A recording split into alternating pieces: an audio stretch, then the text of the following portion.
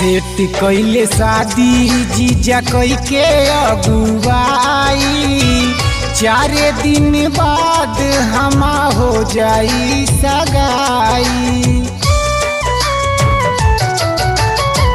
Set कइले शादी जीजा कई के अगुवाई, 4 दिन बाद हमा हो जाई सगाई। सारा सरजाम घरे आइल बाटे कीन के, सारा सरजाम घरे आइल बाटे कीन के।